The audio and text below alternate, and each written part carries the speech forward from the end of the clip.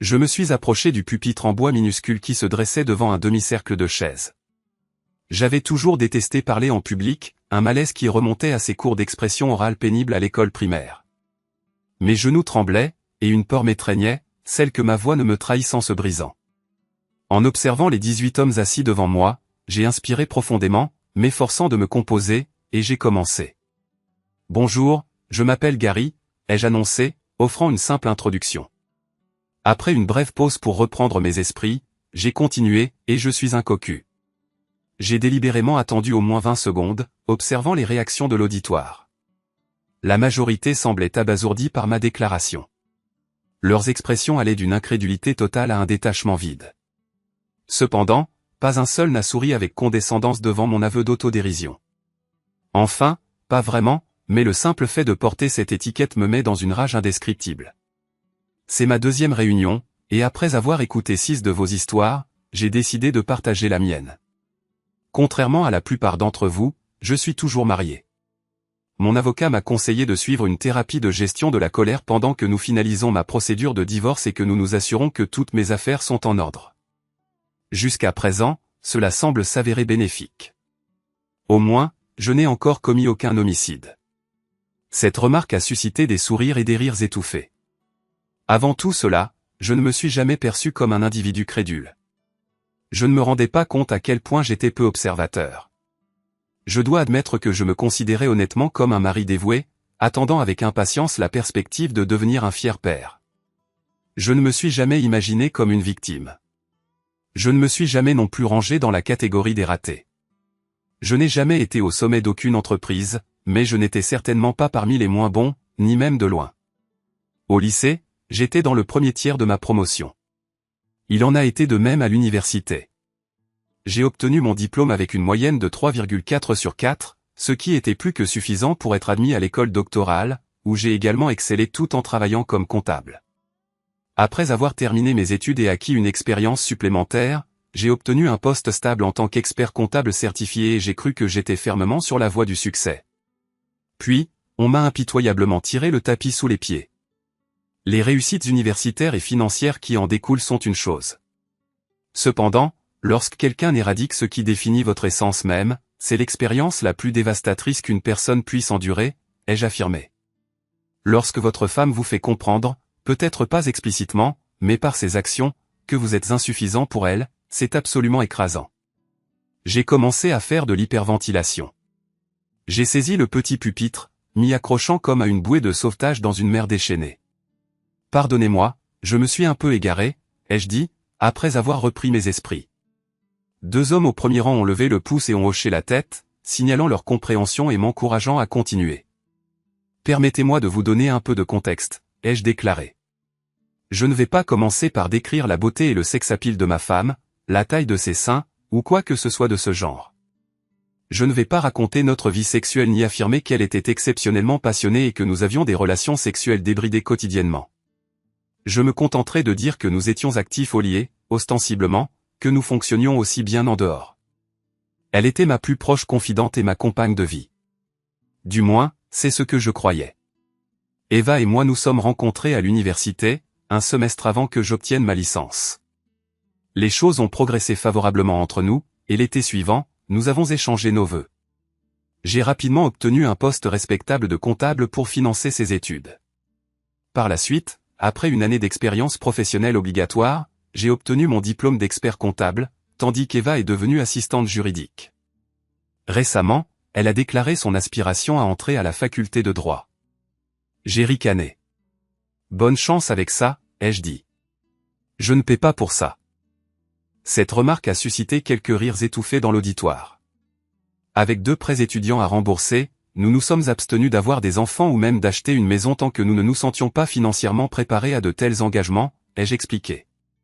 L'année dernière, après 5 ans de mariage, nous avons acquis une maison ancienne de 4 chambres, que j'ai entièrement rénovée. J'ai dénudé l'intérieur jusqu'au montant et j'ai même modifié le plan d'étage pour mieux répondre à nos besoins. Je l'ai transformé en ce qu'Eva et moi avions toujours imaginé comme la maison de nos rêves. Mon frère aîné est un entrepreneur spécialisé dans la restauration de vieilles maisons et leur transformation en les maisons de rêve que souhaitent ses clients. J'avais travaillé pour lui tous les étés pendant mes études, Donc j'étais confiant de posséder les compétences nécessaires pour démonter une maison et la reconstruire en quelque chose de vraiment exceptionnel. Mon frère m'a aidé pendant les premières étapes et a même persuadé certains de ses sous-traitants de me proposer des tarifs préférentiels sur les tâches qui dépassaient mes compétences. Bien sûr, plusieurs de ces entrepreneurs étaient déjà mes clients en comptabilité, de sorte qu'une partie du travail s'est finalement transformée en un échange réciproque de services. En substance, je n'ai pas investi une somme considérable de capital réel dans la maison elle-même, mais si je devais la vendre maintenant, elle vaudrait 3 fois notre investissement initial. Eva a obtenu la maison de ses rêves et semblait ravie et comblée. Il y a 6 mois, elle a annoncé qu'elle était prête à concevoir, et à peine 2 mois plus tard, elle m'a informé qu'elle était enceinte, une révélation qui aurait dû me remplir d'une joie pure. Et au début, ce fut le cas. Le problème est que cet enfant n'est pas de moi. Ou du moins, j'en suis presque certain. En fait, à ce stade, j'espère sincèrement avoir raison. Je l'admets, je ne sais pas exactement depuis combien de temps ma femme me trompe, mais rétrospectivement, je soupçonne que cela dure depuis la majeure partie de l'année écoulée. Au minimum. Elle avait fréquemment de nombreuses occasions pendant que je travaillais à temps plein comme comptable et que je consacrais mes soirées et mes week-ends à rénover ce qui était censé être la maison de nos rêves. Maintenant, je suis certain que beaucoup d'entre vous se demandent comment j'ai découvert les transgressions d'Eva. J'ai reçu quelques hochements de tête. Rien de spectaculaire, comme certains d'entre vous pourraient l'anticiper. Pas de soirée tardive, pas de douche précipitée à son retour à la maison, pas de vêtements d'homme sous le lit, ou quoi que ce soit de ce genre. Tout a commencé par un simple appel téléphonique. Je l'ai entendu converser avec quelqu'un au téléphone alors qu'elle était dans la chambre. Supposant qu'elle était seule, elle discutait de ce qu'il fallait emporter pour un voyage d'affaires imminent. Entendant la voix d'Eva, j'ai présumé qu'elle parlait avec une autre femme. Mon attention a immédiatement été captée par ces mots quand Eva a mentionné qu'elle emballait des articles spéciaux pour le voyage d'affaires à venir et a plaisanté en disant que les choses pourraient devenir excessivement intenses, particulièrement maintenant qu'elle était enceinte. Puis elle a prononcé le nom de Doug, son supérieur, et a continué à parler sur le même ton décontracté et plaisantin. Ce qui a suivi a fait s'effondrer mon estomac. Elle a admis qu'elle n'avait pas encore subi les tests et qu'elle craignait que le bébé ne soit pas de moi. Elle a déclaré qu'elle avait passé beaucoup de temps avec Doug au moment de ce voyage à la Nouvelle-Orléans, alors que je rentrais souvent tard et que j'étais trop épuisé pour être un mari présent. Écoutant depuis le couloir, j'ai réalisé qu'il ne s'agissait pas d'une conversation anodine.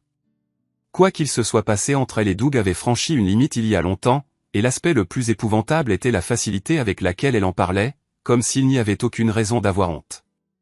J'ai remarqué quelques sourires amusés circuler dans la pièce. D'accord, je suis conscient que certains d'entre vous pensent que j'ai fabriqué tout ce récit, qu'il m'était impossible de me souvenir d'une conversation avec une telle précision, surtout si j'étais bouleversé. Cependant, j'ai écouté cet appel des dizaines de fois au cours des dernières semaines. Je l'ai enregistré sur mon téléphone, ai-je révélé. J'ai observé quelques têtes hochées, et les expressions dans la pièce sont passées du scepticisme à la conviction. J'ai contacté un spécialiste de la sécurité avec lequel mon frère collabore. Il a installé quelques caméras et appareils d'enregistrement et en a également fourni quelques-uns que je pouvais cacher dans son sac à main et sa mallette. Pendant que j'étais au travail. Je l'ai surprise à plusieurs reprises dans mon propre lit et j'ai amassé des enregistrements audio extrêmement révélateurs. Elle avait une liaison à la fois avec son supérieur et sa secrétaire, parfois simultanément. La secrétaire est mariée et a 2 enfants. D'après ce que j'ai compris, tous les 3 se réunissaient chaque fois que c'était possible, et son supérieur rencontrait fréquemment l'une ou l'autre au travail. Parfois, les femmes passaient même du temps ensemble. Franchement, il est étonnant qu'ils aient accompli le moindre travail. Il y a une chose que je souhaite mentionner, quelque chose que Doc m'a demandé de faire. Il m'a demandé d'essayer de sonder le psychisme d'Eva pour comprendre sa motivation à rechercher la satisfaction sexuelle en dehors de notre mariage. Peut-être était-elle bouleversée par nos longues séparations et avait-elle besoin d'une connexion physique ou émotionnelle pour compenser cela. Eh bien, je lui ai transmis le même sentiment. Je vais vous le dire, je suis indifférent. Elle a trompé, tout simplement. Si elle se sentait isolée ou frustrée, elle aurait pu exprimer ses préoccupations, demander à passer plus de temps ensemble, mais elle ne l'a pas fait. Elle a pris la décision consciente de tromper. La raison est sans importance. Très bien, c'est essentiellement tout ce que j'ai à dire. Merci de m'avoir permis de me confier. Actuellement, je suis en instance de divorce de cet adultère. Ce matin, elle est partie pour une autre réunion hors de la ville avec un client corporatif. Et, comme on pouvait s'y attendre, le supérieur et la secrétaire sont également présents, ai-je conclu mon discours. Avant même que je puisse m'éloigner de l'estrade, un des hommes, un gaillard costaud, prit la parole. « Pourquoi n'y êtes-vous pas allé lui démolir la figure ?» Alors, je n'ai aucune idée de qui a fait ça. Je n'étais pas là et j'ai un alibi en béton. Mais l'homme qui a couché avec mon ex a eu la mâchoire fracturée et les bijoux de famille piétinés. Personne n'a rien vu, une simple agression aléatoire, selon la police. Des rires résonnèrent dans la salle quand je leur ai appris que je n'avais même pas encore rencontré ma future ex. J'en nourrissais toujours l'intention. Ils me regardaient avec scepticisme. La principale raison pour laquelle j'assiste même à ces réunions est de garder le contrôle de ma colère. Oh, je ne vais pas vous mentir. J'avais envisagé de l'attaquer avec une batte de baseball ou même de décharger quelques balles sur Doug. Mais je ne suis pas prêt à risquer la prison. Et toutes ces conneries de macho sur le fait que je devrais me lever et me battre pour ma femme comme un homme. C'est tout simplement ridicule. Ce n'est pas ma femme si elle refuse de se comporter comme telle. Un autre homme, entendant ce passage de l'histoire, me demanda si j'avais remarqué si elle avait l'air différente après avoir utilisé les toilettes de son ami. Je ne l'ai pas touchée depuis la nuit où j'ai entendu cette conversation. J'ai déclaré avoir contracté le Covid ce soir-là, avoir été testé positif et dormir dans la chambre d'amis depuis, en quarantaine. Honnêtement, je détiens peut-être le record du test positif le plus long. 3 semaines. J'ai vérifié en ligne et, apparemment, dans certains cas, ça peut persister jusqu'à 1 mois. Vu qu'elle est enceinte, il est tout simplement plus sûr pour moi de rester dans l'autre pièce. Avec un sourire narquois qui suscita quelques sourires et des approbations du pouce dans la salle, je conclus mes remarques et m'éloignai de l'estrade. L'animateur du groupe, le thérapeute, s'approcha et exprima sa gratitude pour ma franchise et ma transparence. Il m'encouragea à continuer à assister au forum public et à nos consultations privées. Je lui répondis que j'y réfléchirais. Peut-être aurais-je besoin d'un exutoire pour mes émotions refoulées plus tard, mais pour l'instant, je garderai le lion en cage. Ma présence ici n'était due qu'à l'insistance de mon avocat, qui pensait que j'étais au bord du point de rupture et que j'avais besoin d'un mécanisme de libération. De toute évidence, entamer une procédure de divorce contre Eva ne suffisait pas à apaiser ma rage. Contrairement aux réunions des alcooliques anonymes, ces rassemblements se terminaient invariablement par une consommation d'alcool pour tous. Ensuite, nous allions tous au bar situé dans l'immeuble d'Ax en Grave-Côté. Alors, vous n'avez même pas dit à cette femme infidèle que vous étiez au courant de son infidélité, demanda un homme, incrédule. Je secouai la tête en réponse. Merde, j'avais perdu le contrôle. J'ai frappé ma femme, puis j'ai éjecté de force ce scélérat des lieux. Naturellement, elle m'a informé qu'elle allait à un rendez-vous lorsqu'il est arrivé pour la chercher. Il se tenait là, souriant avec suffisance pendant qu'elle annonçait son départ et indiquait qu'elle ne reviendrait probablement pas avant le lendemain matin. S'il n'avait pas été aussi agile, je l'aurais peut-être tué. Je frappai violemment à la porte de son véhicule, essayant de l'atteindre, lorsque les forces de l'ordre sont arrivées sur les lieux. C'est pour cela que j'assiste à ces réunions ordonnées par le tribunal, pour gérer ma colère. Qu'en est-il des autres personnes, demandai-je. Sont-elles dans des situations similaires? Je demande ça parce que certains d'entre eux semblent prendre plaisir à entendre mon histoire. Je me demande si certains d'entre eux sont ici à la recherche d'opportunités romantiques. L'homme me regarda d'un air absent et demanda, « Des conquêtes ?» Oui, comme cette vieille blague, répondis-je. Un adulte entre dans un confessionnal et avoue avoir eu des relations intimes avec une femme. Le prêtre demande, « Était-ce Marie ?» L'homme répond par la négative. Était-ce Suzy? Encore une fois, non. Et Johanne? Encore une fois, la réponse est non. Alors le prêtre lui ordonne de réciter 10 « Je vous salue Marie ». L'homme sort, et son ami, qui attendait, lui demande ce que le prêtre lui a dit. Le premier homme répond, « Il m'a dit de réciter 10 « Je vous salue Marie » et m'a donné 3 excellentes pistes. » Les autres personnes à table éclatèrent de rire. « On dirait qu'il ne faut pas vous chercher, » remarqua un homme. « Si jamais vous avez besoin de quelqu'un pour agresser une personne pendant que vous êtes bien en sécurité dans une église devant une multitude de témoins, n'hésitez pas à me le dire. » Je lui demandai comment il savait que je n'étais pas un agent infiltré essayant de le piéger. « Parce que je travaille occasionnellement pour votre frère en tant que sous-traitant, » répondit-il. « Je me souviens vous avoir vu sur un chantier il y a quelque temps. vous ne me reconnaîtriez probablement pas. J'avais l'habitude d'arborer une barbe fournie et des cheveux longs. Trop voyant, si vous voyez ce que je veux dire. Je pris mentalement la note de me renseigner auprès de mon frère sur l'histoire de cet individu à un moment donné. À lui, je me contentais de dire que pour l'instant, je rassemblais toutes les informations exactement comme mon avocat me l'avait conseillé. Ensuite, je m'occuperai de l'adultère et j'avancerai. Je me suis limité à 2 bouteilles de bière. J'étais stupéfait de voir à quel point je me sentais mieux sur le chemin du retour. Peut-être y a-t-il effectivement un intérêt à confier ses tribulations, même à de parfaits inconnus. Une confession, ou l'acte de libérer ses démons intérieurs, pourrait même être bénéfique pour l'âme. Cependant, j'avais encore des tâches à accomplir. J'étais en mission. Comme je l'avais informé aux personnes présentes à la réunion, ma future ex-femme était partie pour une semaine avec son supérieur et sa secrétaire, June. Leur plan était d'être absent toute la semaine pour collaborer avec un client de l'entreprise. Je soupçonnais que la partie consacrée au travail serait achevée en 2 jours. Je savais que toute cette affaire était une mascarade. J'avais eu connaissance de leur stratagème bien avant qu'ils ne mentionnent la possibilité de prolonger leur séjour pendant le week-end pour assister à un festival de jazz, aux frais de l'entreprise. Eva avait pris des jours de congé par la suite, suggérant que nous pourrions passer quelques jours ensemble si je parvenais à me soustraire à mes registres comptables. Je savais que c'était une pure invention. Elle essayait simplement de me distraire et de me maintenir confortablement dans l'ignorance. 2 semaines plus tard, je suis arrivé en retard à la salle de réunion. Tout le monde avait déjà pris place et le psychothérapeute essayait de commencer la séance, rappelant à chacun qu'il était préférable d'exprimer ses démons intérieurs plutôt que de passer à l'acte physiquement et de risquer des sanctions pénales ou civiles. Je n'essayais pas d'attirer l'attention sur moi, mais dès que je suis entré, la salle a éclaté en salutations joyeuses. Heureux de vous revoir, Gary. Je sais que ces messieurs sont impatients d'entendre la suite de votre saga. Directement de la bouche de l'auteur, a annoncé le thérapeute. Très bien, dis-je avec un sourire, feignant un bonheur que je ne ressentais pas vraiment à l'intérieur. Pourtant, à ce moment-là, j'étais satisfait. Je me suis approché de l'estrade. Il y a quelques semaines, j'ai raconté mon histoire de perte. Comment ma femme a eu une liaison avec son supérieur et comment elle pourrait même porter son enfant.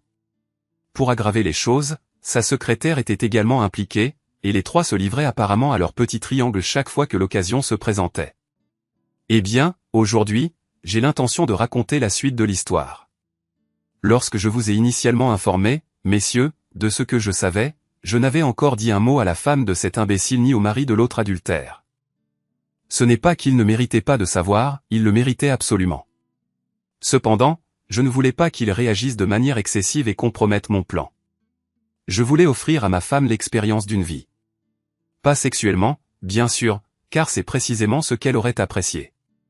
J'ai donc attendu jusqu'au jeudi soir de cette semaine-là avant d'informer l'un ou l'autre de ce que leur conjoint avait fait pendant leur voyage d'affaires.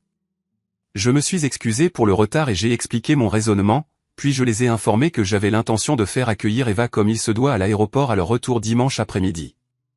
Je leur ai également conseillé de contacter un conseiller juridique et je leur ai fourni les coordonnées de mon avocat. Je les ai implorés de ne pas appeler, d'envoyer de SMS, ni d'avertir leurs partenaires infidèles qu'ils avaient été démasqués. Une fois le choc initial passé, nous avons entamé un dialogue. J'ai appris que, comme dans mon cas, chacun des tricheurs avait appelé à la maison tous les soirs, exprimant à quel point leur conjoint leur manquait et souhaitant être à la maison. Nous savions tous que l'on nous avait servi une litanie de mensonges. Sur ma suggestion, Janice, la femme de Doug, a décidé d'emmener ses enfants rendre visite à sa sœur et à son frère à Alexandria. Elle prévoyait de se confier à eux et de leur demander de l'accompagner à son retour pour être présent lorsqu'elle confronterait son mari à son retour. Apparemment, ce n'était pas la première fois qu'il la trompait. Elle a 2 enfants adolescents, et les gérer représente un défi en soi. Bill, le mari de la secrétaire, n'a pas pu obtenir de week-end de congé. Il gère le service de maintenance d'une concession Ford en ville. Il s'est engagé à ne pas contacter sa femme, June. Il a déclaré qu'il désirait l'étrangler à mort. En privé, sans témoin. Je l'ai informé de ce groupe et de la façon dont il m'avait aidé à réprimer les mêmes pulsions. J'ai légèrement ri. Quoi qu'il en soit, je les ai informés tous les 2 de ce que j'avais fait de mes finances et j'ai expliqué mon raisonnement concernant le transfert de la moitié de nos économies et la vidange des comptes chèques, etc. Dans mon cas, ce n'était pas une somme considérable, mais ils ont admis que chacun d'eux avait une somme d'argent respectable sur ses comptes. Je leur ai dit que je n'avais pas l'intention d'annuler mes cartes de crédit avant le tout dernier moment, mais que je veillerais à payer la facture commune afin que ma femme couvre sa moitié. Après leur avoir laissé le temps de réfléchir à ce qu'ils devaient faire, je suis rentré chez moi. Je suis certain que vous, messieurs, avez entendu parler de ce que j'ai fait à ma maison. Et oui, tout est véridique. Ils applaudirent. J'ai fait une légère révérence. Oui, j'ai consacré une semaine entière à démanteler ma maison. Et par démanteler, j'entends que je l'ai démontée pièce par pièce sans endommager un seul article. Certains d'entre vous se souviendront peut-être, d'après mon récit précédent, que j'avais effectué la majeure partie des travaux de rénovation moi-même, avec l'aide de mon frère. Ce que j'ai fait maintenant, c'était simplement inverser ce travail. J'ai tout repris. J'ai dû laisser le placo-plâtre avec sa texture et sa peinture. Mais à part ça, la moquette et le système de climatisation, presque tout le reste était intact. J'ai débranché tous les appareils électroménagers et je les ai éloignés des murs. La cuisinière, le lave-vaisselle et le réfrigérateur ont été débranchés, et même les faisceaux de câblage ont été retirés. Chaque composant a été méticuleusement emballé dans un sac et attaché à son appareil respectif. J'ai même enlevé le broyeur d'ordures et je l'ai laissé au milieu du plancher de la cuisine. L'évier et les robinets ont également été démontés et retirés. J'ai décidé de laisser les armoires de cuisine en place. J'aurais pu les démonter, et j'en ai enlevé quelques-unes juste pour démontrer que 2 personnes pouvaient facilement les soulever une fois les boulons desserrés. Cependant, c'était principalement pour offrir à ma future ex-femme une belle vue de sa magnifique cuisine.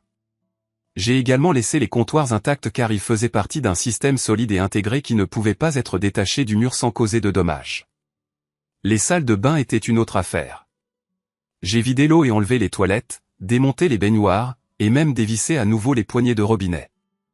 Nous avons nettoyé les bords des baignoires et des lavabos pour enlever le plâtre et le scellant. Lorsque nous avons eu terminé, tout ressemblait à un tas de plomberie usagée. Juste quelques tuyaux apparents et des vannes d'arrêt qui dépassaient des murs. Le jacuzzi et la cabine de douche ont été laissés intacts pour la même raison que j'avais laissé les comptoirs de cuisine. Ils ne pouvaient pas être enlevés sans causer de dommages. Ensuite, j'ai démonté le lit et la commode autant que possible. Le lit était facile. Le matelas, les ressorts et le cadre ont tous été démontés et empilés proprement dans le couloir. La seule chose que je pouvais faire avec la commode était de la vider. Tous les vêtements de ma femme ont été placés dans le placard de la chambre, qui, bien sûr, n'avait plus ses jolies portes à persiennes. Nos meubles paraissaient élégants et étaient en fait assez chers, mais comme la plupart des pièces modernes, ils étaient de construction bon marché. Nous avons acheté la plupart des meubles emballés à plat, et j'ai tout démonté exactement comme c'était arrivé. Ma femme n'avait pas levé le petit doigt pour aider à l'assemblage au départ. Les étagères étaient en morceaux sur le sol. L'armoire qui contenait mon alcool et toutes les babioles de ma femme a été démontée, et chaque pièce de quincaillerie a été soigneusement emballée. Je voulais m'assurer que rien n'était endommagé. Les derniers articles à être retirés ont été les ventilateurs de plafond et les luminaires de chaque pièce. Le seul élément resté intact était le lustre de la salle à manger, bien que j'ai enlevé les ampoules. En effet. De plus, j'ai retiré chaque interrupteur et chaque prise électrique dans toute la maison. Nous avons coiffé les fils, même si le courant avait déjà été coupé. Parce que j'avais besoin d'engager un entrepreneur pour l'installation du système de climatisation, je l'ai laissé intact. Le chauffe-eau, que j'avais installé personnellement, a également été laissé tel quel. À ce stade, vous vous demandez probablement ce qu'il est advenu des articles que j'ai retirés des placards, des étagères et des murs. En vérité, je ne voulais rien de tout cela. Ces objets ne serviraient qu'à rappeler la femme infidèle. Par conséquent, nous avons méticuleusement disposé chaque chose sur le plancher de la chambre.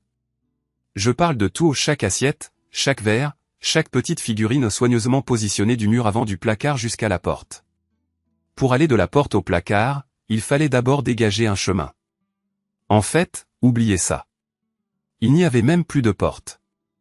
En fait, il ne restait plus de portes intérieures, à l'exception des portes extérieures, que j'ai conservées pour des raisons de sécurité.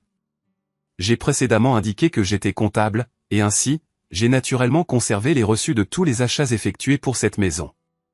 Ma femme et moi avions tout financé à partir de notre compte commun, et j'avais l'intention de lui rendre sa moitié des appareils et des installations, à l'exclusion de la main-d'œuvre et de ce que j'appelle affectueusement la plus-value de travail que j'ai investi dans les lieux. Ma femme n'avait pratiquement rien contribué, à part choisir les appareils et aider à la planification de l'aménagement. Je conserverai quelques articles portables, tels que la cafetière et le micro-ondes. Cela devrait fournir à mon ex-femme suffisamment de matière à dispute. J'ai suscité quelques rires approbateurs. Au moment où son avion a atterri à l'aéroport, tout ce que j'avais construit ou installé dans cette maison avait été démonté. J'ai reçu une communication de l'huissier qui venait de lui remettre les papiers du divorce, et je me suis assis pour attendre son retour. Mon frère et moi avons attendu, accompagnés de quelques voisins désireux d'assister à l'aboutissement des événements. Ils avaient observé le démantèlement de la maison tout au long de la semaine et pouvaient attester de mes allées et venues et de mes activités. En attendant le retour des adultères, nous avons consommé le contenu de mon bar et fait griller les steaks que j'avais sauvés du congélateur. Toutes les autres provisions avaient été livrées chez la mère d'Eva plus tôt dans la semaine. Je l'avais informé que mon congélateur avait mal fonctionné, bien que cette explication ne justifiât pas l'expédition de conserves et de condiments que j'avais également envoyés. La malheureuse femme était trop perplexe pour s'enquérir de la situation. J'étais conscient qu'elle découvrirait la vérité sous peu. June est resté juste assez longtemps pour débarquer Eva et Doug de la camionnette. Franchement, je ne comprenais pas pourquoi Doug l'avait même accompagné à la maison. Je m'avançais, laissant les autres observer de côté tandis qu'Eva sortait de la camionnette, suivie de Doug, son amant. Tous deux semblaient préparés à être vus ensemble, comme indifférents à l'opinion publique. Elle criait, brandissant l'enveloppe qu'elle avait reçue. Il était furieux, exigeant de savoir quel mensonge j'avais prétendument propagé à sa femme et menaçant de me poursuivre pour diffamation. J'avais entamé une procédure de divorce pour motif d'adultère et l'avais identifié comme l'une des parties impliquées. Comme vous le savez, les tribunaux accordent généralement peu d'attention au motif du divorce. Cependant, mon dépôt de plainte pour adultère jetait une lumière entièrement nouvelle, ou plutôt, une gêne publique, sur la question. Vers cette heure-là, la femme de Doug est arrivée avec sa sœur. Je connaissais précisément l'heure d'atterrissage du vol d'Eva, car je traquais son téléphone portable, alors j'ai contacté Janice pour l'informer qu'ils étaient en route. Janice m'avait précédemment contacté pour relayer une partie de ce qu'elle avait découvert en rentrant chez elle de son excursion du week-end. Elle s'était renseignée pour savoir si j'avais été présent à sa résidence pendant cette période. J'ai honnêtement déclaré que j'étais occupé par le travail à ma propre maison et que je sortais rarement, sauf chez mon frère pour y passer la nuit. Apparemment, à son arrivée chez elle, elle s'était retrouvée incapable de se garer dans son garage. Toute l'allée était obstruée par des pièces automobiles. Pas n'importe quelle pièce, mais des fragments de ce qui avait été autrefois la Ford Mustang 1965 chérie de son mari. Ce véhicule était sa fierté et sa joie, un objet qu'il montrait à chaque visiteur qui honorait leur maison. Elle avait appartenu à son père et avait été la première voiture de Doug. Elle avait une immense valeur sentimentale. Son père l'avait entreposée, et des années plus tard, Doug l'avait méticuleusement restaurée. J'avais entendu des gens plaisanter en disant qu'il chérissait cette Mustang plus que sa femme et ses enfants. C'était peut-être une exagération, mais pas de beaucoup. Comme prévu, Doug était mécontent lorsque sa femme est arrivée et a immédiatement tenté, timidement, d'affirmer que toute information qu'elle aurait pu recevoir était inventée. Elle avait négligé de l'informer de son retour imminent. Nous sommes tous restés dehors pendant que ma femme emmenait sa valise dans la maison. Par la suite, un cri a émané de l'intérieur. Eva s'est précipitée vers la porte, s'exclamant « Mais qu'est-ce que tu as fait à ma maison ?» J'ai supposé qu'elle n'avait pas encore eu suffisamment de temps pour comprendre pleinement la situation. Tout ce qu'elle pouvait distinguer depuis la porte, c'était des piles d'objets éparpillés dans le salon. Il était surprenant qu'elle n'ait pas remarqué l'absence de store et de rideaux avant même d'entrer. Je présumais qu'elle était encore un peu bouleversée d'avoir été servie à l'aéroport. Toutes les fenêtres étaient découvertes, car l'une de mes premières actions avait été d'enlever les stores, de les démonter et de plier les rideaux. Après la déconnexion de l'électricité, notre seul éclairage provenait de sources externes pendant la journée ou du générateur que nous utilisions. Je suis entré dans les lieux, suivi de mon frère et du reste de notre petit entourage. D'un ton posé, j'ai expliqué à mon ex-femme ce que j'avais entrepris. Je préparais la maison pour un partage équitable des biens, à 50-50. Elle a exigé de savoir où se trouvaient ses affaires. J'ai fait un geste vers le sol et indiqué que ses vêtements et ses effets personnels étaient rangés en toute sécurité dans le placard de la chambre. En inspectant le placard, elle était loin d'être satisfaite. Je n'avais jamais entendu un cri aussi perçant de sa part tout au long de nos années de connaissance. Quelqu'un a dû appeler les autorités, car elles sont arrivées pour écouter les cris et les lamentations de ma femme concernant ma prétendue destruction de ses biens. J'ai méticuleusement détaillé la situation au premier policier arrivé sur les lieux. Il contacta immédiatement son superviseur. J'ignore le contenu précis de leur échange, mais en moins de 60 secondes, au moins 3 unités supplémentaires arrivèrent. J'avais déjà contacté mon avocat en apprenant l'arrivée imminente d'Eva à la maison, et il fit enfin son apparition. Il s'excusa, expliquant qu'il avait jugé prudent de se changer avant de venir. Eva se lança alors dans un monologue véhément concernant ses options d'hébergement pour la nuit et exigea mon arrestation. Mon avocat rejeta rapidement cette idée, informant les agents que je n'avais commis aucun acte illégal, qu'aucun crime n'avait été commis, et que l'affaire était strictement civile. Doug insista pour que sa femme le ramène chez lui, mais Janice refusa catégoriquement. Par la suite, elle fronça les sourcils et lui demanda pourquoi il n'avait pas vérifié son téléphone portable. Elle lui avait envoyé un message plusieurs heures auparavant. Il ne l'avait toujours pas consulté, supposant que tout ce qu'elle avait transmis concernait sa prétendue liaison. Du moins, c'est mon hypothèse. Il informa sa femme qu'il avait été préoccupé après le dépôt d'Eva à l'aéroport et qu'il devait résoudre certains malentendus concernant son voyage d'affaires. À ce moment précis, je m'efforçais de suivre 3 ou 4 conversations simultanées. Je répondis à la question d'Eva concernant l'endroit où se trouvait son véhicule.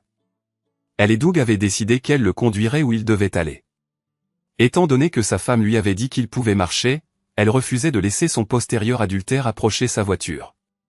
J'informai honnêtement Eva que son véhicule se trouvait dans le garage, précisément là où elle l'avait laissé. Elle retourna en trombe dans la maison et, moins de 120 secondes plus tard, réapparut, se plaignant que la porte du garage ne s'ouvrait pas. Je lui dis que je n'étais pas surpris, étant donné que l'électricité avait été coupée. De plus, j'avais retiré le dispositif d'ouverture de la porte du garage. Elle cria, exigeant de savoir comment elle était censée sortir la voiture. Doug l'entendit et lui conseilla d'utiliser le dispositif de déverrouillage d'urgence pour ouvrir la porte manuellement. Elle n'en connaissait pas l'emplacement, alors il l'accompagna à l'intérieur. Ils réapparurent quelques instants plus tard, et il demanda où se trouvait la poignée de déverrouillage. J'haussai les épaules et lui dis qu'elle se trouvait quelque part à proximité, méticuleusement étiquetée, comme tout ce que j'avais démonté. La police avait documenté tout l'échange, sollicitant les déclarations de toutes les personnes impliquées. Puis Janice intervint, déclarant qu'elle n'avait pas encore contacté les autorités, mais qu'elle avait un problème à son domicile. Elle montra son téléphone portable au lieutenant de police, qui semblait être aux commandes. J'observai son expression se transformer en un étonnement complet. Il jeta un coup d'œil dans ma direction, et je l'informai que Janice m'avait montré les photos.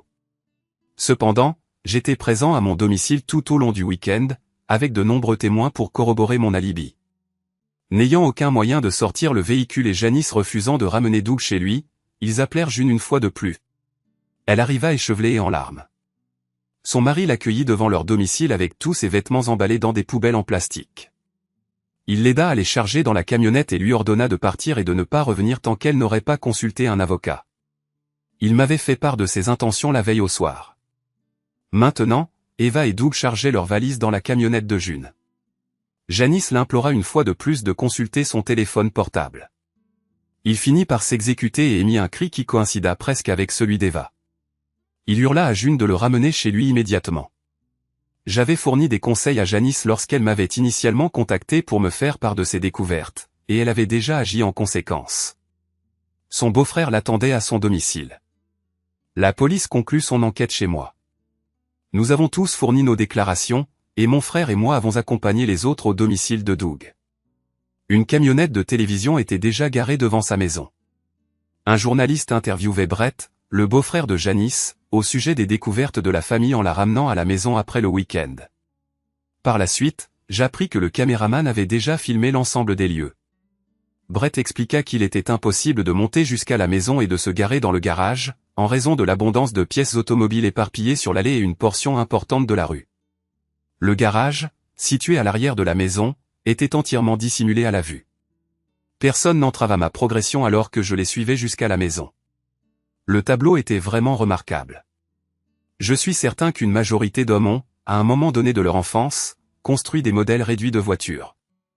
Ce qui s'offrit à mon regard ressemblait étrangement au contenu d'un kit de modélisme ouvert, mais dépourvu des tiges en plastique qui relient généralement les composants miniatures. Au centre de cette disposition circulaire reposait le châssis de la voiture. Les portières étaient agencées méticuleusement de chaque côté. Une formation semi-circulaire était positionnée derrière le véhicule, avec le coffre au premier plan, suivi du capot. J'avoue avoir été quelque peu étonné de la conservation des ailes et du pare-brise. Cependant, presque tous les autres éléments avaient été démontés. Le moteur était situé devant le châssis. Le radiateur, le ventilateur, la pompe à eau, le démarreur, l'alternateur et le carburateur, chaque composant principal avait été détaché. Toutes les courroies et les durites étaient soigneusement rangées en rangées sur un côté. La transmission et la boîte de vitesse étaient positionnées derrière la voiture. Les roues avaient été retirées, ainsi que les ensembles de freins. Même les sièges avaient été extraits et placés sur le côté. Je vous assure que le spectacle était profondément impressionnant.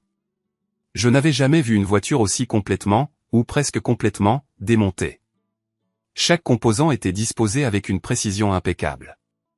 Pas que cela ait finalement eu de l'importance. Doug a complètement succombé à ses émotions. Il s'est mis à gémir et même à verser des larmes. Il s'est effondré à genoux, s'exclamant que Sally avait été ruinée. J'ai demandé à Janice qui était Sally. La journaliste de télévision maintenait sa position à proximité, tandis que les forces de l'ordre circulaient autour de la voiture, examinant la scène. J'ai éclaté de rire quand Janice a précisé que Doug avait baptisé sa voiture Sally Mustang Sally, en hommage à la chanson éponyme. Je suis certain que vous connaissez tout ce détail particulier. Dès que la journaliste a diffusé son reportage, l'histoire a été reprise par une chaîne de télévision locale et ensuite diffusée sur les plateformes de médias sociaux. Ils ont utilisé Mustang Sally comme musique de fond. Aucun d'entre nous, les conjoints lésés, n'a tenté de dissimuler son identité. Nous avons tous veillé à ce que les noms des 3 adultères soient explicitement mentionnés. Doug accusait chacun d'entre nous d'avoir causé des dommages à sa voiture, mais chacun d'entre nous possédait un alibi inattaquable. Le mari de June, Bill, avait consacré l'intégralité de son samedi à son travail chez le concessionnaire et avait ensuite passé cette soirée, ainsi que l'intégralité du dimanche, avec leurs enfants. Il possédait les compétences requises et potentiellement les moyens, mais les enquêteurs n'ont pas pu établir de lien entre lui et une personne susceptible d'avoir assumé la responsabilité. Hormis les propres empreintes digitales de Doug, aucune empreinte n'a été découverte sur aucun des composants. La police a même examiné les piles de boulons et de fixation, méticuleusement empilées. Janice avait passé le week-end en compagnie de sa sœur et de son beau-frère, un fait corroboré par ses enfants. Elle a déclaré avec véhémence qu'elle n'avait même pas envisagé de toucher la voiture, mais si elle l'avait fait, ça aurait été avec un marteau. De plus, elle envisageait toujours d'utiliser ce marteau pour achever la tâche. Même la police n'a pas pu réprimer un rire en entendant cette déclaration. Naturellement, étant donné que la voiture avait été démontée avec un soin aussi méticuleux et qu'aucun des composants n'avait subi de dommages, je suis apparu comme le suspect numéro 1. Cependant, je possédais un alibi pour une raison principale, je ne suis pas mécanicien. Mon expertise réside dans la réparation et la rénovation de maisons, pas dans le démontage d'automobiles. De plus, mon inventaire ne comprenait que quelques tournevis et une poignée de clés. J'étais occupé à démanteler ma propre maison sous les regards amusés et attentifs de mes voisins. Les événements qui se déroulaient chez Doug constituaient un véritable spectacle. Eva était présente en raison de son manque de transport, sa seule option étant June, dont le mari l'avait récemment mise à la porte. Mon beau-père s'est matérialisé peu après, ayant reçu une convocation d'Eva. Il se tenait là, les yeux écarquillés, observant tout le panorama chaotique se dérouler. La journaliste m'a contacté le lendemain. Elle avait appris mes efforts avec ma maison et souhaitait les incorporer dans son reportage. Je lui ai fourni l'une des 20 clés USB environ que j'avais créées, documentant la déconstruction systématique de ma maison. Elle a condensé 5 heures d'images en un segment de télévision de 2 minutes. Ces clés USB me servent encore de sauvegarde à ce jour. Je les ai distribuées aussi généreusement que des bonbons d'Halloween. Bien sûr, étant donné que je ne possédais qu'une vingtaine de ces appareils, j'ai inclus sur chacun non seulement les images de la maison, mais aussi des preuves corroborantes de la liaison des 3 adultères. Doug a ensuite obtenu une injonction du tribunal, m'interdisant de publier toute information relative à son infidélité. Cependant, au moment où cette injonction a été prononcée, presque toutes les clés USB avaient déjà été diffusées. Doug, je n'ai pas pu empêcher la prolifération de certaines preuves en ligne, y compris des enregistrements de leurs conversations et même des séquences vidéo de quelques-unes de leurs rencontres clandestines. Même mon beau-père a reçu une des clés USB, après s'être enquis de savoir si je réagissais de manière excessive à des événements prétendus. Doug a été profondément humilié après avoir été observé en train d'échanger sa place avec ses deux partenaires. Ce segment particulier a été coupé des émissions de télévision, mais il a néanmoins fait surface sur Internet. Le fait que ces trois individus aient été filmés pendant l'acte était fréquemment mentionné, même à la télévision. À ce jour, ma situation reste dans une impasse. J'ai l'intention de plaider pour la finalisation du divorce dès que possible, mais Eva souhaite rester mariée pour le bien de l'enfant. Le test de paternité, que ma femme avait initialement tenté de contester, a confirmé que je ne suis pas le père de l'enfant qu'elle porte. J'ai été contraint de verser une somme supplémentaire pour accélérer le test, mais étant donné que l'enfant n'est pas le mien, je récupérerai une partie de ces fonds sur nos biens matrimoniaux communs. Eva souhaitait régler cette affaire en privé et reporter le test après la naissance du bébé. Cependant, mes révélations publiques ne lui ont laissé d'autre choix que d'acquiescer, malgré les conseils de son représentant légal. Je n'ai aucune idée de ses projets futurs, ni si Doug assumera ses responsabilités. Il est concevable qu'il ne soit même pas le père biologique, mais cela ne me concerne plus. Ma femme a engagé un avocat qui a allégué que j'avais démoli ma propre maison. Mon avocat, naturellement, a rétorqué que j'avais simplement récupéré mon travail. Aucun élément n'avait été endommagé, et tout était préparé pour la revente. D'après ce que j'ai pu comprendre, l'enquête sur le démantèlement de la Mustang de Doug n'a pas abouti à des résultats concluants. La théorie dominante postulait que l'acte devait avoir été perpétré par une équipe de mécaniciens qualifiés, des individus suffisamment expérimentés pour retirer tous les composants majeurs sans engendrer un chaos. L'huile, le liquide de transmission, le liquide de refroidissement et même le liquide de frein avaient tous été vidangés, et aucune pièce n'avait été endommagée pendant le processus de démontage. Même Bill, le mari de June, a expliqué aux enquêteurs l'expertise requise pour démonter une voiture de cette manière. Les composants les plus susceptibles d'être endommagés, tels que les couvercles de collecteurs et les ensembles de soupapes, avaient été laissés intacts. Bill m'a confié en privé qu'il serait ravi d'engager les services de quiconque avait accompli cette tâche. Ils avaient été rapides et manifestement dotés d'un haut degré de compétence. Il a affirmé que, malgré son admiration pour le travail, il n'avait aucune implication dans le démantèlement de la Mustang et m'a demandé si j'avais pu y participer. Je lui ai dit honnêtement que je n'avais pas été impliqué. Doug a versé 3 fois le prix habituel pour que les pièces soient collectées et entreposées. Janice l'a informé qu'il avait 2 jours pour retirer les déchets, comme elle les appelait, de son allée, afin qu'elle puisse à nouveau accéder au garage. À défaut, elle engagerait quelques jeunes du quartier pour déposer tous ces détritus en tas sous l'abri voiture où Doug avait garé le véhicule. Il a reconnu la sincérité de son intention. Et avant que quiconque parmi vous ne pense que je suis sorti indemne de toute cette épreuve, ce n'est pas le cas. Le jour même du retour d'Eva à la maison, j'ai été licencié de mon emploi. J'étais conscient que mon supérieur entretenait une amitié étroite avec Doug. Doug lui avait adressé des clients, et en retour, mon supérieur avait recommandé Doug chaque fois que l'occasion se présentait.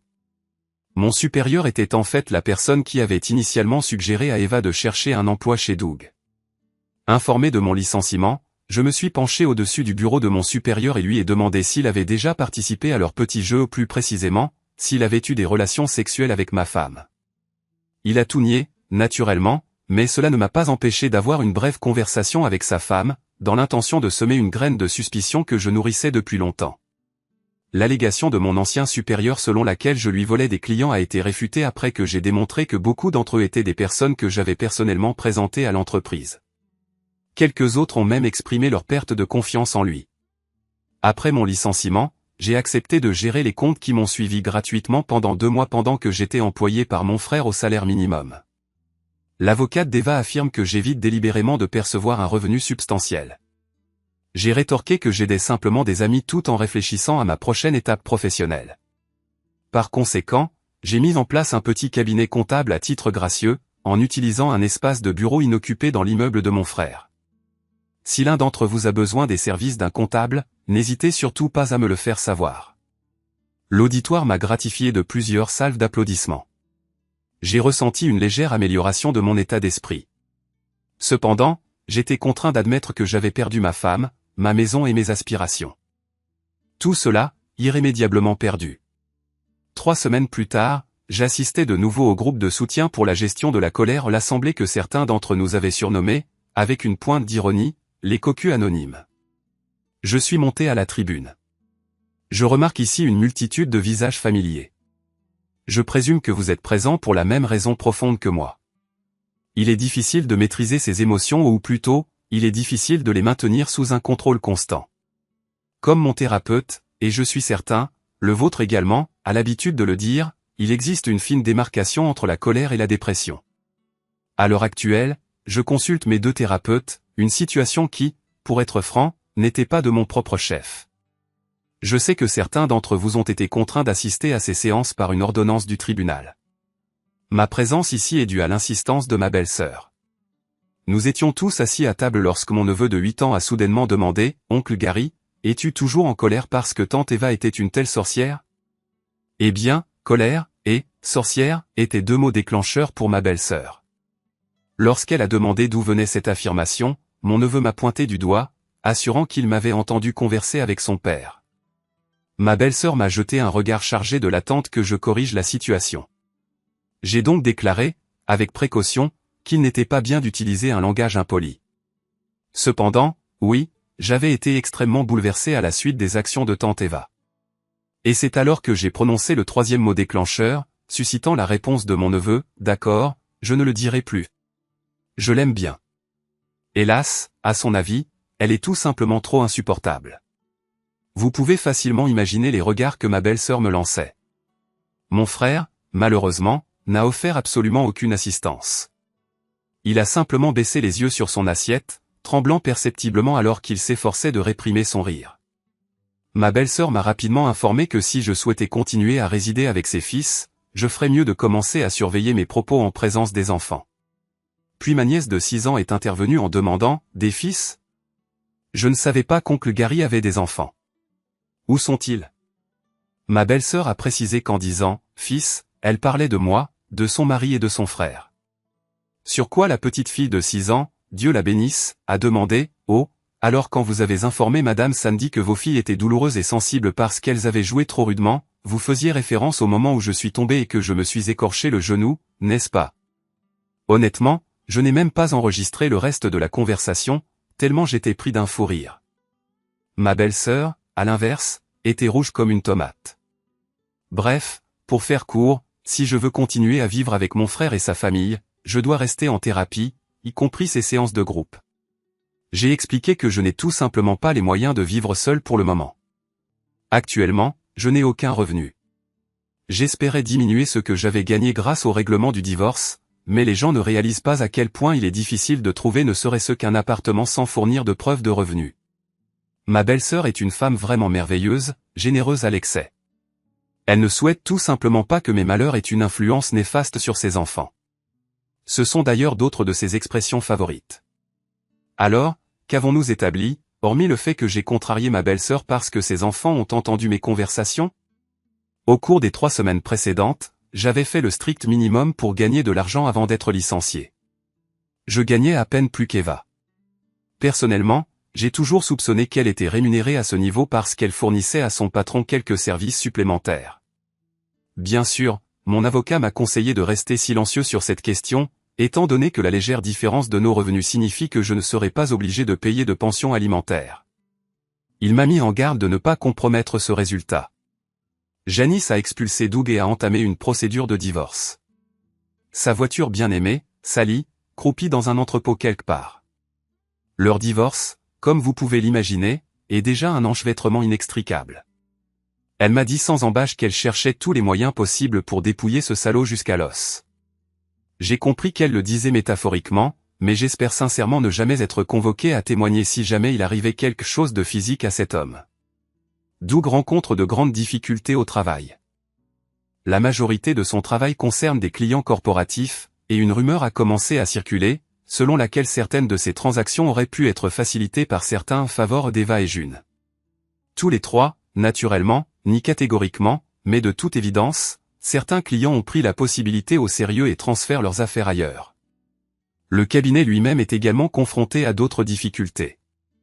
Il a traité des affaires relatives à la discrimination et au harcèlement sexuel. Plusieurs de ses clients ont maintenant changé d'avocat et ont même déposé des plaintes auprès du barreau, affirmant que le cabinet est incapable de gérer ses propres problèmes internes en matière de relations de travail. d'après ce que j'ai compris, la présence continue de Doug est désormais plus un handicap qu'un atout. Et il est sur le point d'être invité à partir. Sa situation au travail est aggravée par le fait que de nombreuses personnes passent devant son bureau en faisant hurler une Mustang Sally de Wilson Pickett à plein volume. Une telle chose n'arriverait jamais à quelqu'un de bien. J'hésite à le dire pour lui, mais si je savoure l'idée qu'il puisse perdre son emploi, cela implique également que les revenus d'Eva pourraient chuter considérablement. Son salaire est exceptionnellement élevé par rapport à la rémunération moyenne d'une assistante juridique, surtout compte tenu de la brièveté de son expérience dans le domaine. Une fois de plus, on suppose qu'une partie de son salaire pourrait constituer le paiement de services spéciaux. Les mêmes rumeurs ont circulé à propos de June, la secrétaire. Des 3 tricheurs, June est la seule qui pourrait réellement réussir à préserver son mariage. Elle a fait un réel effort pour se réconcilier. Elle a confié à son mari qu'une partie de ce qui l'avait attiré dans ce monde était le sentiment de contrôle qu'elle ressentait dans certaines situations, la dynamique du pouvoir elle-même, et non l'aspect physique. Elle a admis que, bien que les choses entre elle et Doug ne soient jamais allées trop loin, il y a eu des moments d'intimité inappropriés qui ont transgressé les limites émotionnelles. Elle a également avoué qu'Eva avait tendance à adopter un rôle de soumission dans ses rencontres, tandis que June se délectait de se sentir aux commandes, même si la plupart du temps, il s'agissait plus de pouvoir que de passion. June a reconnu qu'elle avait autrefois été curieuse d'expérimenter avec une autre femme et qu'elle s'était laissée emporter. Elle joue la carte de la garde des enfants aussi agressivement qu'elle le peut. Bill m'a informé qu'il envisageait de sauver leur mariage, mais seulement si elle consent à signer un contrat de mariage post-nuptial. Elle a réussi à le persuader que les rumeurs concernant son implication avec des clients étaient fausses. Mon mariage, à l'inverse, est irrémédiablement terminé. Je ne l'aurais pas abandonné si le bébé avait été le mien. Il ne reste plus qu'à partager les biens. Les juges, oui, je dis bien les juges au pluriel, car Eva a fait appel de la première décision, ont déclaré que j'avais le droit de récupérer la plus-value de mon travail investi dans notre ancienne maison. Je n'ai endommagé aucun élément. Je les ai simplement désinstallés et j'ai tout laissé prêt pour la réinstallation ou la revente. J'ai transféré la propriété de tout ce que j'avais placé dans notre chambre à Eva, mais elle était tenue de régler immédiatement les frais d'emballage et d'enlèvement. Sinon, je considérerais cela comme un bien commun. Son père l'a aidé à couvrir les dépenses et à prendre les dispositions nécessaires. Je souhaitais que tout soit enlevé de la maison aussi rapidement que possible, mais j'ai refusé de lever le petit doigt pour aider. Eva a tenté de me persuader de l'aider afin que nous puissions discuter des choses en profondeur. J'ai refusé de lui parler sans la présence de mon avocat. Ma belle-sœur était présente pour observer et s'assurer qu'Eva ne retirait que des objets de la chambre. Mon futur ex-beau-père a finalement examiné les dossiers que je lui avais fournis et m'a informé en privé qu'il comprenait pourquoi j'avais agi comme je l'avais fait, mais qu'il avait toujours le devoir de s'occuper de sa fille. Je présume qu'Eva a réintégré son ancienne chambre chez eux. Lors de notre première réunion conjointe avec les avocats concernant le partage des biens, j'ai offert à Eva la possibilité de prendre sa moitié des appareils électroménagers et des installations fixes. Elle pouvait choisir ce qu'elle désirait, et je prendrais des objets de valeur égale. Elle m'a regardé fixement lorsque j'ai déclaré que je lui permettrais même de choisir les toilettes en premier. Elle souhaitait racheter ma part à sa valeur nominale, affirmant qu'elle engagerait une équipe pour tout remonter. Je savais précisément ce qu'elle et son avocat envisageaient. L'ensemble possédait une valeur considérablement supérieure à la somme de ses parties. En tant que comptable, je savais également précisément combien je pouvais me permettre d'offrir tout en restant en dessous de mon seuil de rentabilité. J'ai continué à surenchérir. De toute façon, elle n'aurait pas pu obtenir de financement. Moi non plus, pour être honnête, mais mon frère soutenait financièrement mon jeu et va refuser de me vendre en aucune circonstance. Finalement, son avocat a exigé que tout soit vendu aux enchères publiques et que le produit soit divisé. Mon avocat s'y opposa mollement, arguant que nous perdrions trop de valeur.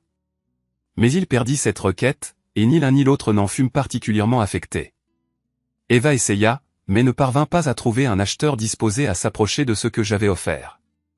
Mon frère proposa initialement d'acheter la coquille de la maison pour la moitié de ce que mon ex et moi avions investi, mais son offre fut rejetée. Finalement, lors de la vente aux enchères, il l'acheta pour 70% de sa valeur. La maison était en excellent état, mais peu d'investisseurs étaient prêts à surenchérir. Je suis certain que certains étaient intéressés, mais savaient que mon frère ne travaillerait plus jamais avec eux, et d'autres dans le secteur auraient suivi son exemple. L'avocat d'Eva protesta brièvement contre l'absence d'indemnisation pour sa cliente, mais fut contraint d'admettre que la vente aux enchères était sa propre idée et qu'ils avaient malheureusement refusé mon offre, bien plus élevée. Donc, en résumé, j'y ai laissé ma chemise, finalisant ce divorce, au chômage, et ne me retrouvant qu'avec une petite partie de mes actifs. Je réside toujours dans la chambre d'amis de mon frère. Pour le dédommager du loyer, j'ai commencé à travailler à la restauration de mon ancienne maison. Tout le monde sait que c'est moi qui ai démonté ma maison, mais personne n'a la moindre idée de qui a démonté la Mustang bien-aimée de Doug, et encore moins de preuves. Doug a même engagé ses propres enquêteurs, mais ils n'ont rien trouvé. Mes relevés financiers ont été examinés pour déterminer si j'avais payé quelqu'un, et j'ai dû leur accorder l'accès à mon téléphone et à mon ordinateur. Bill, le mari de June, l'a fait aussi.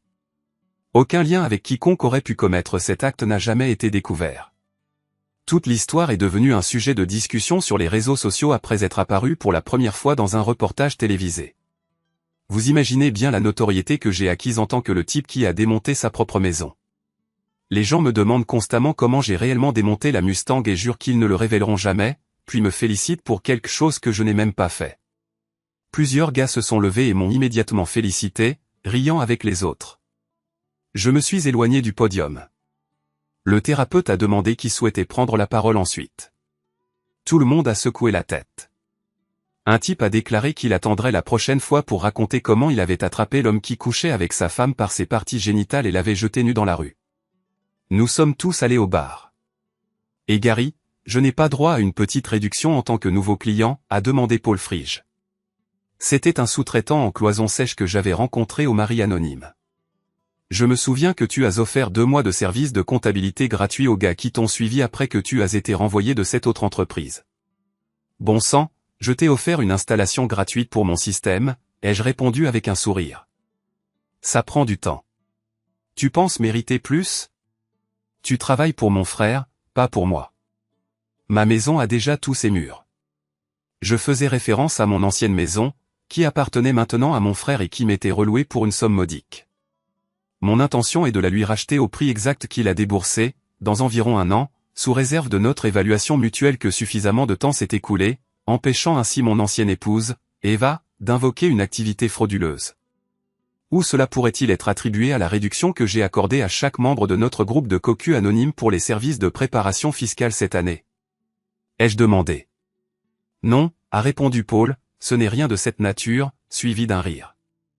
Je crois que je le méritais pour avoir utilisé un cric pour soulever la Mustang, facilitant ainsi le retrait de ses roues et de sa transmission. Bien que je ne sois en aucun cas un mécanicien, je possède l'aptitude à organiser les composants. De plus, je crois que je l'ai mérité pour avoir informé ton frère que j'avais des connaissances qui pouvaient fournir une assistance dans des situations difficiles, en particulier mon cousin, le mécanicien. À son allusion à la Mustang qu'il souhaitait démanteler, je pouvais à peine voir à travers mes larmes d'amusement alors que j'annotais sa facture, entièrement compensée pour l'année suivante. Nous apprécions votre présence parmi nous. Et si vous faites partie de ceux qui observent en silence, un simple accusé de réception sous la forme d'un j'aime contribue à mettre de nouveaux récits en avant. Jeg tror, jeg har sigtet for højt nu. Men det er stadig for højt. Okay, jeg guess 30 blocks er ingenting, eller hvad? Men lige. Er det alt for højt stadig? Det er jo mega for højt. What the fuck?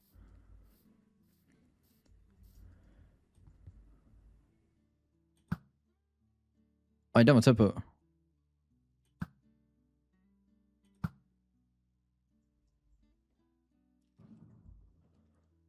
Er det ikke bullseye, det der, eller hvad?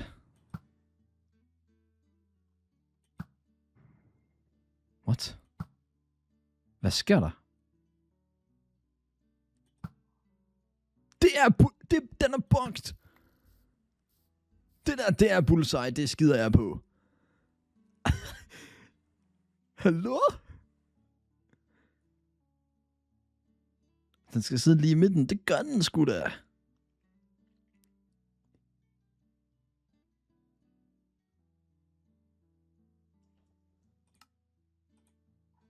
Jeg fandt min første diamant. Yes. Ja, tak. Hit the bullseye of a target block from at least 30 meters away. Pixel perfect. Umuligt. Så samler jeg min pile op igen. Prøv igen. Jeg tror, jeg skal gå en blok længere væk, bare sådan just in case. Du skal ramme det røde i midten. Skumfi, det har jeg jo lige gjort, mand. Det var alt for højt, det der. What the fuck? Var det fordi, jeg zoomede ind, eller hvad?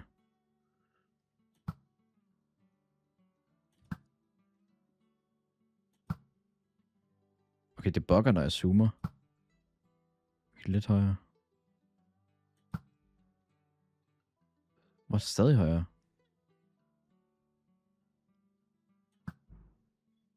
For langt til venstre nu. Men det er jo fordi buen er skæv. Hvad var det, du sagde, man skulle lige være? Du skal sætte sådan en, hvad hedder den, trapdoor, de der små låger.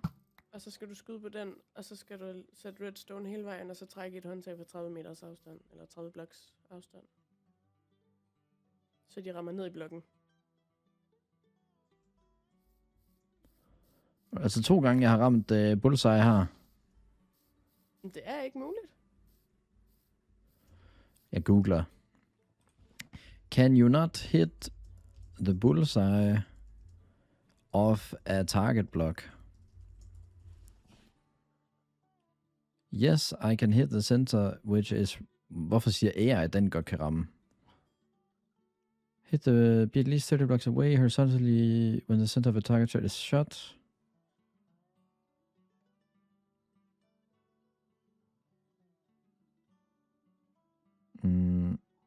Targets can... Ja, bla bla bla.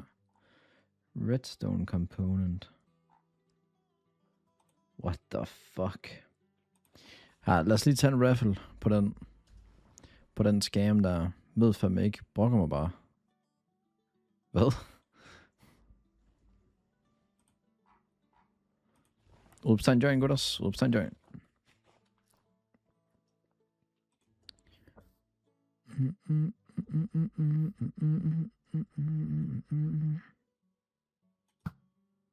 Nu tømmer jeg hele magasinet på den her blok. Der skal være nogen, der rammer.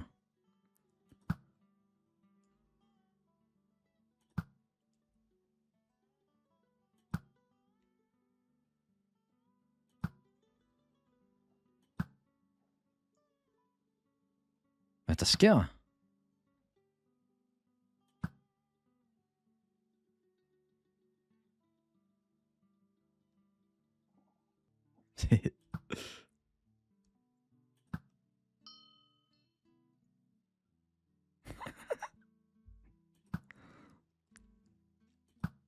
Hvem vandt? Ej, selvfølgelig vinder jeg ikke min egen raffle. Bro, den er bugged. Jeg bliver nødt til at google, hvordan man gør det. Achieving the bullseye er Minecraft challenge.